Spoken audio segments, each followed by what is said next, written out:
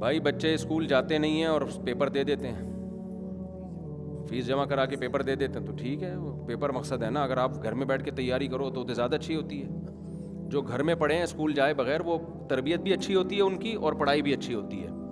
میں آپ کو اگر ڈائریوں میں نوٹ کرنا شروع کر دوں نا, اسکول کے بگڑے ہوئے اور جو اسکول سے بچے ہوئے, تو میں ایجوکیشن کے خلاف نہیں ہوں, لیکن آپ کہو گے سب سے پہلے اسکولوں کو بند کیا جائے.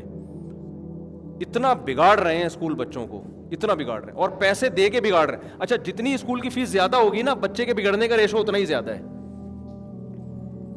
یعنی ہمارے پاس جو فیملیز آ رہی ہیں نا, غریبوں کے اسکولوں کی کم آ رہی ہیں.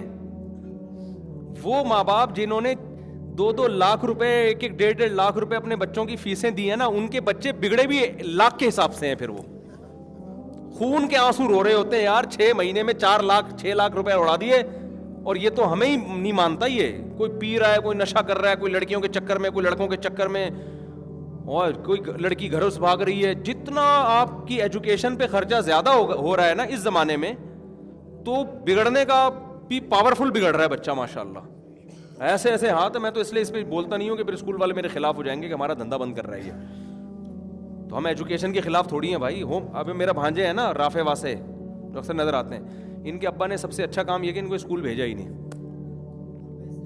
1 منٹ میں بات مکمل ہو جائے نا, ان کے ابا نے ان کو اسکول بھیجا ہی نہیں. اتنا رشتہ داروں نے تانے دیے, بچوں کو بگاڑ رہے ہو فنڈامنٹلی. انہوں نے بولا بھائی اسکول میں تعلیم کے علاوہ سب کچھ ہے, ایجوکیشن نہیں ہے. لہذا ہوم اسکولنگ کر کے گھر میں پڑھایا. اردو بھی خاندانی تھی, انگلش بھی خاندانی, اور اب جا کے جو ہے نا پھر میٹرک کا امتحان دلوایا.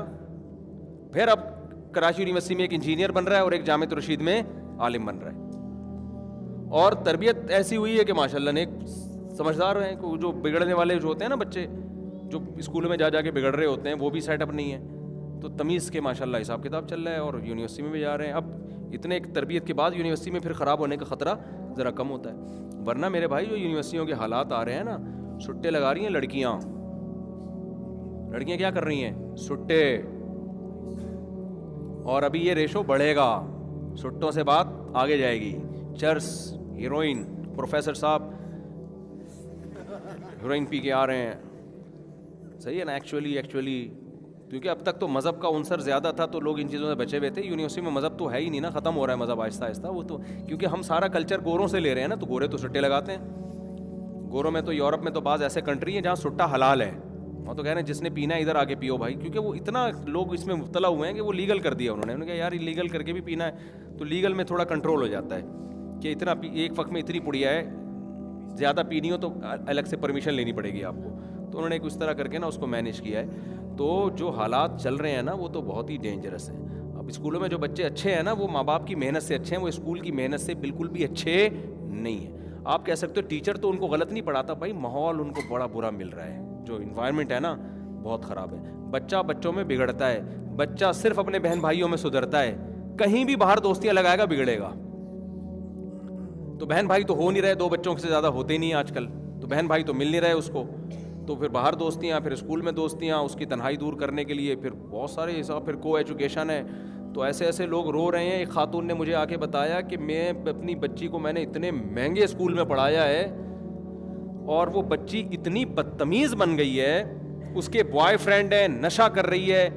تو مجھے وہ پتہ ہے کیا کہنے لگی کہ اللہ جب توبہ انسان کرتا ہے نا, وہ خاتون بھی بڑی ہائی پروفائل ایجوکیٹڈ خاتون تھی, بڑے اونچے گھرانے کی, کہنے جب انسان توبہ کرتا ہے اللہ گناہ معاف کر دیتا ہے نا. تو مفتی صاحب میں نے توبہ کر لی کہ میں اپنے بچوں کو اسکول میں نہیں پڑھاؤں گی, یہ جو جس طرح کے چل رہے ہیں اسکول, تو پھر بھی میری بچی ٹھیک کیوں نہیں ہو رہی. یعنی گویا ان کو یہ تھا کہ اللہ میری توبہ قبول کیوں نہیں کر رہا. اب تو میں نے توبہ کر لی نا, آئندہ نہیں بھیجوں گی میں نے پھر وہی مثال دی. میں نے کہا دیکھیں فطرت سے جب انسان بغاوت کرتا ہے نا تو توبہ سے گناہ تو معاف ہو جاتا ہے, فطرت جو انتقام لیتی ہے فطرت ریورس نہیں ہوتی. تو آپ نے جب بچے کو ایسے اسکول میں بھیجا جہاں مذہب ہے نہیں, لبرل انٹیاں ہیں, بے پردہ انٹیاں ہیں, وہاں پہ لبرل قسم کے لوگ ہیں جو مولویوں کو ویسے ہی نہیں مانتے, ان کے ہاں یہ گرل فرینڈ بوائے فرینڈ کچھ نہیں ہوتا, وہ تو بس دنیا دنیا دنیا. تو پھر دنیا میں انسان لذتوں کے پیچھے جاتا ہے, تو وہ لذت دودھ میں تھوڑی ہے, شہد میں تھوڑی ہے, لذت جو سٹا لگانے میں ہے. بھائی مولوی کیا ترغیب دے گا آپ کو, مولوی کہے گا صبح ناشتے میں 1-2 پراٹھے کھا لو, یہی کہے گا نا آپ سے, کھجور کھا لو، یہ کھا لو، یہی ہوگا نا. لیکن یہ جو ہمارے پراٹھے کے بیان سن کے آپ لوگ متاثر ہوتے ہیں، جو چرسی ہیروئن کہتے ہیں یہ وہ فضول قسم کی چیزوں میں ڈال رہا ہے پراٹھے.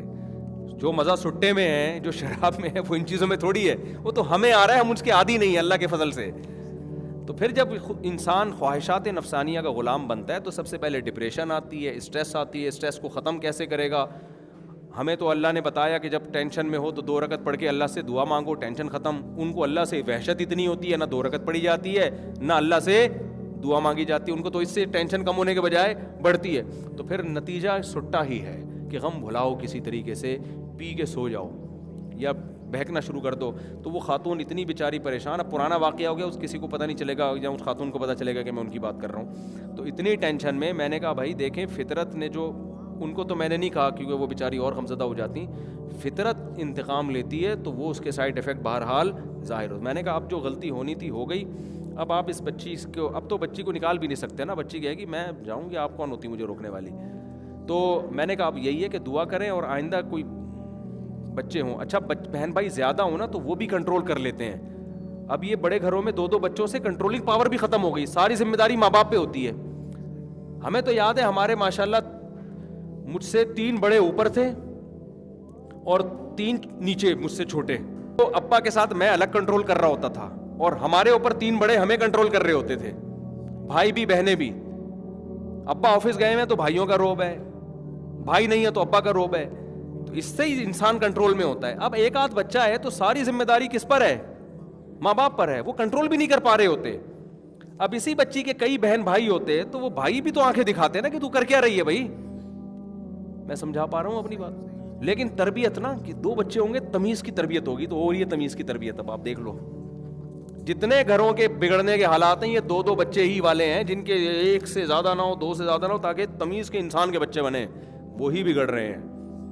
تو یہ نیچر سے بغاوتوں کے اثرات ہیں جو ظاہر ہو رہے ہیں، اور آگے یہ چیزیں بڑھیں گی، کم ہونے والی نہیں ہے. صرف وہی محفوظ رہیں گے جو دین پہ چلیں گے، اپنے گھروں میں دینی ماحول پیدا کریں گے، اور اپنے بچوں کو ایجوکیشن سے نہیں، ایجوکیشن تو ضروری ہے، اس کے بغیر تو مسلم قوم دنیا سے پیچھے رہ جائے گی.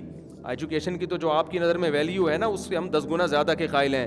لیکن جو ماحول دیا جا رہا ہے نا ایجوکیشن کے نام پہ، وہ بہت ڈینجرس ہے، بہت خطرناک ماحول ہے. جتنا مہنگا اسکول، بچے کا بگڑنے کی کوالٹی اتنی ہی زیادہ، اتنی خطرناک، پیسے دے کے بگاڑ رہے ہیں. تو غریب آدمی کا انویسٹمنٹ نہیں ہوتی بگاڑنے پر، صحیح ہے نا. یہاں کوالٹی اتنی ہی زیادہ، اتنی خطرناک، پیسے دے کے بگاڑ رہے ہیں. تو غریب آدمی کا انویسٹمنٹ نہیں ہوتی بگاڑنے پر.